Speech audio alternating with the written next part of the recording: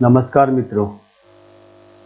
आज मैं भारत हूँ के मंच पे इसकी 5वीं कड़ी लेकर उपस्थित हुआ हूँ। उम्मीद है आप इसके 4 कड़ियों को पसंद कर रहे होंगे। उम्मीद करता हूँ आप आगे भी पसंद करते रहेंगे। आइए बढ़ते हैं आज इस 5वीं कड़ी में। भारत की आत्मा और स्वरूप। भारत केवल एक भूगोल नहीं मात्र एक राजनीतिक इकाई है। भारत का असली अस्तित्व उसकी आत्मा में है, जो समय और काल की सीमाओं से परे जाकर शाश्वत सत्य को प्रतिध्वनित करती है। इस आत्मा का स्वरूप केवल मंदिरों घंटियों में नहीं, नदियों की धारा में या पर्वतों की चोटी पर ही नहीं, बल्कि यह हर उस भारतीय हृदय में बसती है जो वसुधैव कुटुंबकम की भावना से ओतप्रोत है। भारत की आत्मा सनातन चेतना। भारत का आत्मा सनातन है, ना आदि है ना अंत है। यह आत्मा वेदों की ऋचाओं में, उपनिषदों के मंथन में, गीता के उपदेशों में, अबोध की करुणा में झलकती है। यही आत्मा नानक की वाणी में एक ओंकार बनकर गूंजती है और कबीर की साखियों में मानवता का सत्य बन जाती है। भारत का आत्मा अनंतता की साधना है, एक ऐसा सतत संवाद जिसमें मनुष्य ब्रह्मांड के बीच कोई विभाजन नहीं, बल्कि अद्वैत का अनुभव है। भारत की आत्मा अध्यात्म में बसती है। यह वह आंतरिक अग्नि है जो ऋषियों, मुनियों और संतों ने अपनी तपस्या से प्रज्वलित की। यह आत्मा की पहचान है। वसुधैव कुटुंबकम की भावना संपूर्ण विश्व को एक परिवार मानने का दर्शन है। सत्य, अहिंसा और धर्म के मूल्य जीवन के प्रत्येक पहलू में नैतिकता का समावेश है। आत्म अन्वेषण की प्रवृत्ति, बाह्य दुनिया से अंतर्मुखी होकर स्वयं को जानने की चाह है। भारत की आत्मा उसकी नदियों में प्रभावित है, उसके पर्वतों में विराजमान है और उसके मंदिरों में सांस लेती है। यह आत्मा कभी मरती नहीं है, केवल रूप बदलती है। स्वरूप, विविधता में एकता। भारत का स्वरूप उसकी विविधता में है। यहाँ अनेक भाषाएं बोली जाती है, सैकड़ों परंपराएं, हजारों त्योहार मनाए जाते हैं, किंतु इस विविधता के भीतर एक गहन एकता विद्यमान है। यही भारत की पहचान है। कश्मीर की काव्य धारा से लेकर कन्याकुमारी की भक्ति गाथाओं तक, गुजरात के गरबा से लेकर असम की बिहू तक, राजस्थान के वीर रस से लेकर बंगाल के शांति गीत तक, हर जगह एक ही आत्मा प्रभावित है। भारत का आध्यात्मिक स्वरूप। भारत का स्वरूप केवल सांस्कृतिक नहीं, बल्कि आध्यात्मिक भी है। यहाँ जीवन का उद्देश्य केवल भौतिक उन्नति नहीं, बल्कि आत्मा की शुद्धि और मोक्ष की साधना है।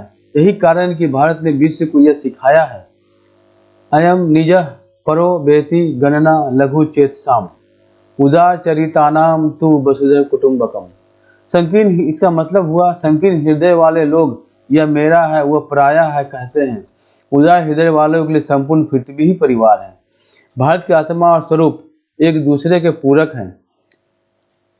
आत्मा ने भारत को अमृत प्रदान किया, जबकि स्वरूप ने उसे सांस्कृतिक समृद्धि दी।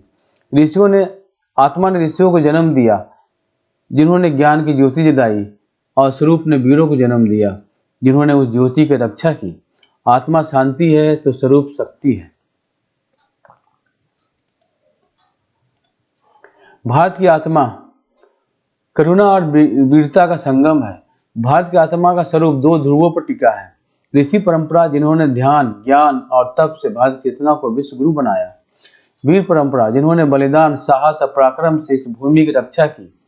यह संयोजन ही भारत को अद्वितीय बनाता है, जहाँ करुणा, वीरता, भक्ति और विज्ञान, सौंदर्य और साधना एक साथ चलते हैं। भारत का सार्वभौमिक स्वरूप। भारत का स्वरूप सीमाओं में बंधा नहीं है, यह विश्व के हर कोने में फैल चुका है। योग, आयुर्वेद, ध्यान, भारतीय दर्शन, साहित्य और कला, सब ने भारत को विश्व मानव का अभिन्न अंग बना दिया है। भारत की आत्मा और स्वरूप हमें यह स्मरण कराते हैं कि यह देश केवल भौगोलिक सीमाओं तक सीमित नहीं है। यह एक सनातन चेतना है, एक जीवंत संवाद है जो हर युग में नए स्वरूप में प्रकट होती है। भारत की आत्मा हमें बताती है कि हमारी पहचान न केवल इतिहास और संस्कृति में है, बल्कि उस शाश्वत प्रकाश में है जो इस भूमि को युग युग से आलोकित करता आया है। भारत का आत्मा स्वरूप को समझने का अर्थ है स्वयं को समझना। जब हम मैं भारत हूँ कहते हैं तो हम उस अमर आत्मा अद्भुत स्वरूप से जुड़ जाते हैं। यह मंच आपको इसी यात्रा पर ले जाएगी। आइए भारत का आत्मा और स्वरूप को जानें और अपने भीतर उस ज्योति को जगाएं। महाभारत गीता का दृष्टिकोण, गीता का उपदेश अर्जुन को केवल युद्ध के लिए नहीं था, बल्कि यह भारत की आत्मा की झलक थी। कर्म, धर्म और ज्ञान का संतुलन। भारत की आत्मा को समझने के लिए गीता का श्लोक सटीक उदाहरण है। यदा यदा ही धर्मस्य ग्लानिर्भवति भारत।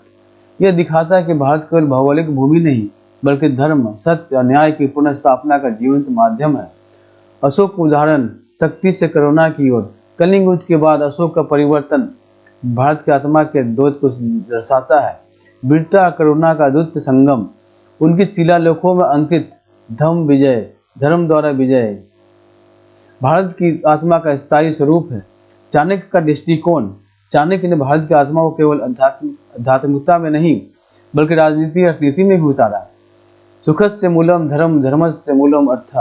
यह कथन भारत की आत्मा की व्यवहारिकता और यथार्थवाद को दर्शाता है। विवेकानंद का उद्बोधन। विवेकानंद ने भारत की आत्मा को विश्व के सामने धर्म के प्रयोगशाला और आध्यात्मिक गुरुत्वाकर्षण के रूप में रखा। उनका शिकागो का भाषण इस बात का उदाहरण है कि भारत की आत्मा सीमाओं से बंधी नहीं है, बल्कि वैश्विक है। सांस्कृतिक और दार्शनिक दृष्टांत। उपनिषदों में अहम ब्रह्मास्मि और वसुधैव कुटुंबकम का संदेश भारत की आत्मा को सार्वभौमिक चेतना से जोड़ता है। बुद्ध का माध्यम मार्ग, नानक का नाम सिमरन और महात्मा गांधी की सत्याग्रह, ये सभी भारत की आत्मा के अलग अलग परतें हैं जो एकता, करुणा, सत्य में प्रकट होती है। मित्रों, आज यहीं तक। उम्मीद है आपको ये पसंद आ रहे होंगे। कंटेंट बिल्कुल सत्य पर आधारित है और आपसे अनुरोध है कि आप हमारे चैनल को सब्सक्राइब करें, लाइक करें, इसमें कोई कंजूसी ना बरतें, ताकि हमारा उत्साह बना रहे। आपको अच्छे से अच्छे सत्य वाले कंटेंट लाते रहें, आपको देते रहें, आपको सुनाते रहें, आप देखते रहें, सुनते रहें। तो मिलते हैं मित्रों अगले वीडियो तक। नमस्कार मित्रों।